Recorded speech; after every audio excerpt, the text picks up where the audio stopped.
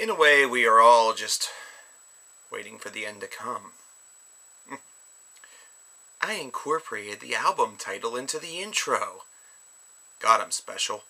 Kataklysm, Waiting for the End to Come, 2013 release. Brand spanking new Kataklysm, the first album of theirs since 2010's Heaven's Venom, which I would recall whether or not I reviewed that for the channel, but I don't know, because I have a feeling that that came out before the switch over to coverkillernation, so this is a good chance that for coverkillernation, at least, this is the first time we've ever talked about Kataklysm. So why don't I give you a little bit of background information. These guys have been a long-running death metal act.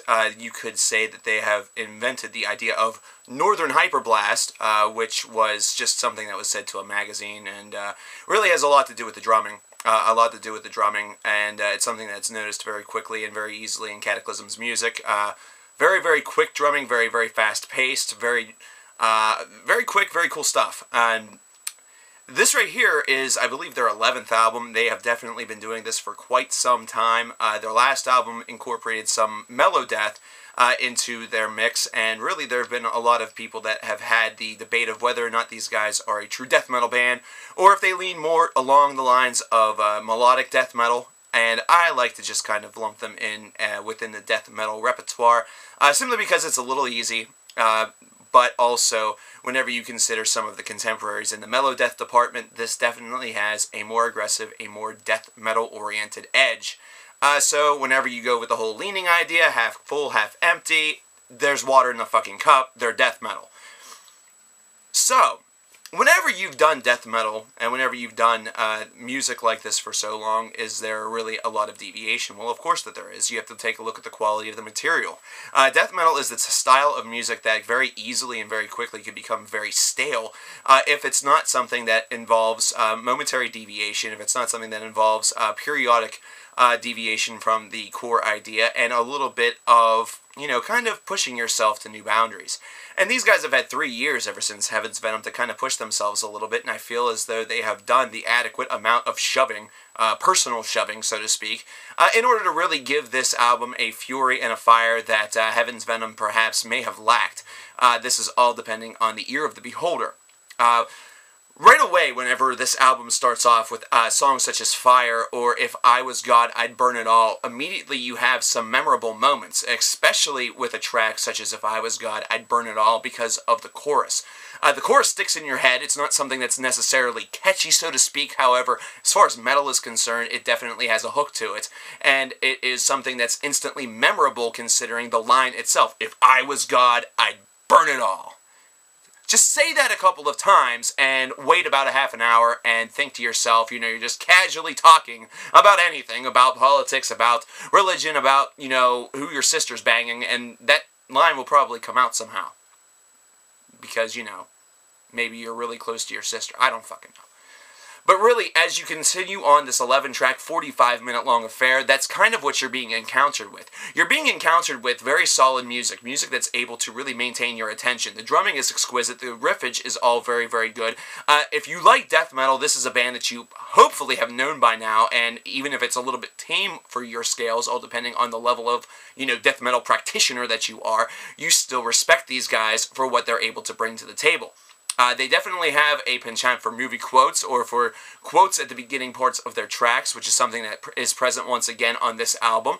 However, whenever you listen further, whenever you go deeper down, you see that there is a great core musicianship here that just seems to always churn out really great stuff. They have a certain tonal quality to them that is really special, and it really kind of harnesses your attention and it keeps you there. Now, no track on this album is going to be any longer than 4.5 minutes, with the alone exception of maybe the rare 4:32 or 4:38.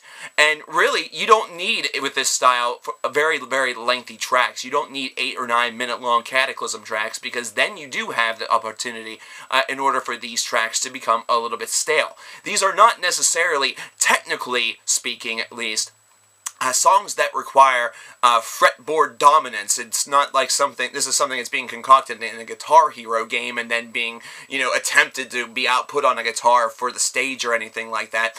This is something where it's just good, old-fashioned, Really, really brutal style death metal, though whenever I say really, really brutal style, I know that there's now brutal death metal, which is kind of complete. It's a fucking adjective. Shut the hell up.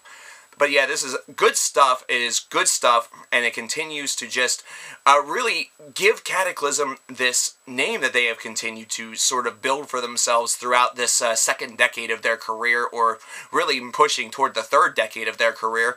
And it just continues to showcase them as one of the bands in the genre that somehow has been able to cross over into mass appeal. There's a lot of people that know these guys, and this happened principally in the 2000s, and a lot of individuals really started to latch on with these guys, maybe because it was a little bit less brutal than a lot of the other stuff, but it definitely had something that caught their ear. It definitely had something that kind of gave them that little nudge in that direction. You could definitely say that Kataklysm has brought people in to the heavy metal realm, which is kind of a cool idea. Now, whenever you get further on with the Darkest Days of Slumber, Real Blood, Real Scars, The Promise, and Empire of Dirt, you're noticing a lot of what you noticed with the opening couple of tracks. You're noticing the tight musicianship. You're once again noticing that the lyricism, while it does have its simplistic qualities to it, is also very well tailored. Everything really seems to feel in place. Nothing feels out of place. And this album flows very, very nicely. I really have to compliment the flow on this album, simply because it is one where you don't feel bogged down near the middle of it. You don't really have a chance or a desire to turn it off. This is actually one that you can listen to in one seamless listen with relative ease, and that is always a good thing for an album. It's something where some albums need to be complex for the sake of delivering a really, really complicated message, either that or really deliver a high-class point. But whenever you're talking about good old-fashioned death metal that really doesn't need to do that, whenever you have great flow, you have a great album. This is a good album. I really enjoy it. I'd probably give it a 7.75 to maybe a light 8 out of 10. I really enjoyed the fact that I was able to give it one whistle blow through and just feel immediately like I wanted to go back to Fire and start it all over again. I like the replayability. I like that value to it. And I really just think that Kataklysm as a band, if you are not very aware of them or don't have very much of their work, this is definitely an album that will help you kind of ease into what they typically output. So if this is going to be the first Kataklysm album for your catalog, then I think that it's going to encourage you to get more. And if it isn't, then this is going to be one that's going to satisfy your growing catalog and continue to complement your styles and tastes very, very nicely. Now in the comments below, I'd like for you guys to tell me one of two things. If this is your first Kataklysm album, I want you guys to listen to it and tell me what you thought of it. Tell me if you really liked it, if there was something that you didn't like it, or if it just wasn't your thing. If this is not your first Kataklysm album, tell me which one is your favorite. Which one do you really, really like? Which one maybe makes this one look like a pipsqueak? I'll talk to you guys later, Nation. Bye.